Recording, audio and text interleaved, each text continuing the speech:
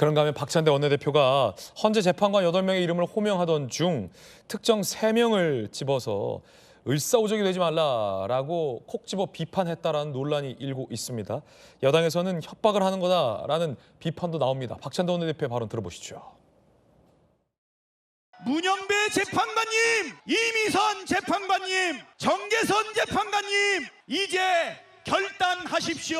김형두 재판관님, 정정미 재판관님, 즉시 선고를 내리십시오. 김복형 재판관님, 정영식 재판관님, 조한창 재판관님, 국민의 신임을 배신하지 마십시오. 을사오적의 길을 가지 마십시오. 어떤 특정한 재판관은 기각, 각하한다. 네. 이런 말씀도 있어요. 만약 기각, 각하 이런 판결문 의견서를 썼다고 하면은 그분은 제2의 이완용입니다. 자자손손이 엄청난 국민적 비난과 역사적 매도 속에서 살아야 되기 때문에 못하잖아요. 제2의 이완용이다라는 얘기까지 좀 나왔는데 박지원 의원은 특정하지는 않았습니다. 근데 박찬대 원내대표 발언이 논란입니다. 앞서 이제 재판관들에 대해서는 결단을 해라, 선고를 하라라고 한 것과 반면 이 3명에 대해서는 국민을 배신하지 말라, 을사오적의 길이 되지 말라라고 이제 비판적인 메시지를 냈는데요. 여당에서는 놀부심보다라는 비판이 나옵니다. 국민 충돌 유혈 사태 우는 헌재에 노골적 협박을 했다라고 나경원 의원 비판했고요. 윤상현 의원은 자신들이 원함한 결과만 인정하겠다는 민주당의 못된 놀부심보다라고 비판을 했습니다. 성춘 부의장님, 네. 앞에 이제 좀 다른 재판관들에 대한 메시지랑 박찬대 원내대표가 이제 세 분에 대한 메시지는 사뭇 좀 다르긴 해요. 근데 저는 윤상현 의원이나 국민의힘 의원분들이 저런 메시지를 낼 자격이 있나라는 말씀 드리고 싶은데요. 사실 을사오적이나 이런 발언들, 자극적인 헌법재판관들을 지적하고 그들을 몰아세우는 발언들은 정광훈 씨, 뭐 전한길 씨 이런 분들이 가장 많이 하지 않았습니까? 근데 정광훈 씨 집회 가장 많이 참석하고 같이 목소리 냈던 분 윤상현 의원 아닙니까? 윤상현 의원은 심지어 국민의힘 선거운동이 아닌 어제 있었던 재보궐선거에서 자유통일당 정광훈 씨 정당의 선거운동을 도와주는 그런 행위까지 하지 않았습니까? 그렇기 때문에 윤상현 의원이 과연 그런 정광훈 씨는 헌법재판소 인용 판단을 내리면 처단해야 된다고 한 분입니다. 그런 분의 선거운동을 도왔던 분이 어떻게 지금 민주당을 향해서 그런 얘기를 할 수 있냐. 네. 그럼 물론 한 명 한 명 이렇게 하면서 실명을 거론하는 거는 적절하지 않다고 생각합니다. 박찬대 원내대표 발언은 적절치는 않다. 그래서 사실 이재명 대표도 그래서 최근에 헌법재판관들 한 명 한 명 실명 거론하면서 언급하지 말라.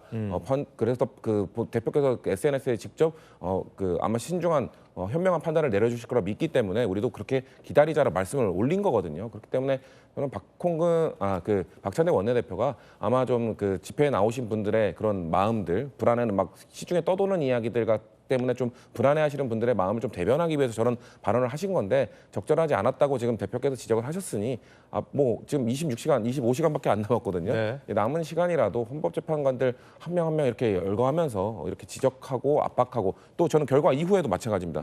저는 제가 예상하는 결과가 나왔을 때 아마도 여당 의원들 중에서 헌법재판관들에 대한 공격이나 이런 발언들 나올 수 있다고 생각하거든요. 그런 것들을 양 진영 모두 자제해야 되는 부분이기 때문에 저희도 자제할 테니 국민의힘도 자제해야 된다는 말씀 드리고 싶습니다. 굉장히 바람직한 제언을 주셨어요. 저 장면을 두고 박찬대 원내대표의 저 장면을 두고 정치권 해석이 많은데 말로는 8대 0을 외치지만 내심 3명에 대해서 박찬대 원내대표 야당 지도부가 뭔가 정보를 갖고 있나? 내심 불안해하나? 내심 whatever 어떻게 보십니까? 뭐 내심을 드러낸 것이죠 지금. 예. 그리고 뭐 거의 박찬대 원내대표가 결정문을 본 것처럼 이야기를 하고 있어요. 뭐 이름을 지정하면서 한번 보면 뭐 그 연설에 왔던 분들은 이렇게 느꼈을 겁니다. 저 3명은 어떻게 각하 기각을 했을 것 같고 저 사람 뭐 이렇게 생각할 수밖에 없었을 겁니다. 3대 2대 3이다. 네. 그러니까 정말 바람직하지 않은 발언을 했고요. 저는 민주당의 고위 인사들이 발언을 좀 자제해 줬으면 좋겠다는 생각이 듭니다. 아까 이재명 대표도 윤석열이 뭡니까? 뭐 일반 당원 누구나 할 수 있어요. 국민은 할 수 있습니다. 그러나 최소한 당 대표라면은 대통령 깨설까지도 하지 않겠습니다. 대통령이 하면 되는 겁니다. 아까 보니까 국회 소초단체 변호인이 질문할 때 대통령 깨사라는 이야기를 하더라고요. 굳이 거기까지 요구하지 않겠습니다만은 윤석열 대통령이 승복해야 할 것 이 정도로 하면 될 텐데도 굳이 윤석열이란 말씀으로써 본인의 격을 떨어뜨리고 대한민국 정치의 격을 떨어뜨리는 건 저는 이해가 되지 않습니다. 그리고 또 하나는 현재 구성이 사실 기본적으로 문제가 있습니다. 대한민국 현재 재판관들의 구성 자체가 저는 굉장히 저는 위헌적이라고 생각해요. 권력은 선출해서 나오는 겁니다. 선출되지 않은 권력자가 선출된 권력을 끄집어 내린다는 건 굉장히 우리가 신중해야 될 그런 문제입니다. 그런데 이제 현재 재판관들이 이렇게 돼 있죠. 대통령 3명, 국회 3명, 그다음에 대법원장 3명입니다. 대법원장 3명이 특히 문제가 있다고 생각해요. 자, 국회와 대통령은 선출된 권력이 뽑은 겁니다. 권력 위임한 겁니다. 대법원장은 대통령이 임명한 사람이 또 임명을 하는, 그러니까 권력을 위임받은 자가 또 위임을 하는, 그러니까 2단계가 되는 것이죠. 그렇기 때문에 민주주의에 선출된 권력이라는 그 개념에서 본다면 굉장히 정당성이 떨어지는 그런 개념입니다. 그래서 독일 같은 데는 헌재가 16명입니다. 우리는 독일 모델을 그대로 본따왔거든요. 16명인데 상원에서 8명, 하원에서 8명. 단 국회 3분의 2의 동의를 얻어서 임명을 합니다. 우리도 3분의 2의 동의를 얻는다면 3분의 1의 비토권을 행사할 수 있기 때문에 어느 정도 중립적인 인사가 들어올 수밖에 없는 거거든요. 그런데 지금식으로 대통령 3명, 정당 3명, 국회의장 3명 한다면은 기본적으로 당파선을 가질 가능성이 매우 높습니다. 그런데 게다가 이번에 국회 3명이 40여 후보자가 문제된 게 그겁니다. 국회 3명 모시면은 제1당이 1명, 2당이 1명, 제3후보는 여야가 합의를 거쳐서 해왔던 게 국회 그동안 관례였어요. 네. 그런데 이번에 민주당이 그걸 이제 폭거라고 표현해야 될지 모르겠습니다만 그냥 우리가 다수당이니까 2명 임명하겠다면서 그걸 가지고 간 겁니다. 그래서 40여 후보가 문제됐고 지금까지 임명을 못하고 있는 게 근본적인 그 관례에 관한 문제가 제기가 된 겁니다. 물론 힘으로 밀어붙이겠다, 표결로 하겠다고 할 말은 없습니다. 그러나 그런 국회의 관례, 즉 예. 쉽게 말해서 3분의 1 비토권을 어느 정도 인정해 주는 의미에서의 네. 그런 이야기였죠. 그런데 그것이 어긋난 게 참 안타깝습니다. 네. 자, 그런가 하면 어제 국회에서 여야가 충돌한 대목도 있습니다. 여당의 한 의원이 공산주의자라는 발언을 했기 때문입니다. 들어보시죠.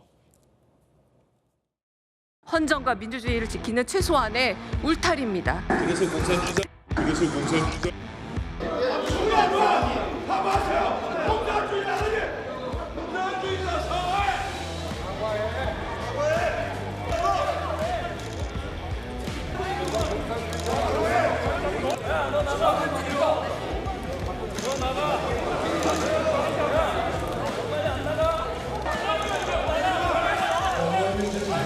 박준건 의원님은 좀 앉아서 본인이 억울할 수도 있을 테고 어떤 의도로 그 발언을 했는지 말씀하세요.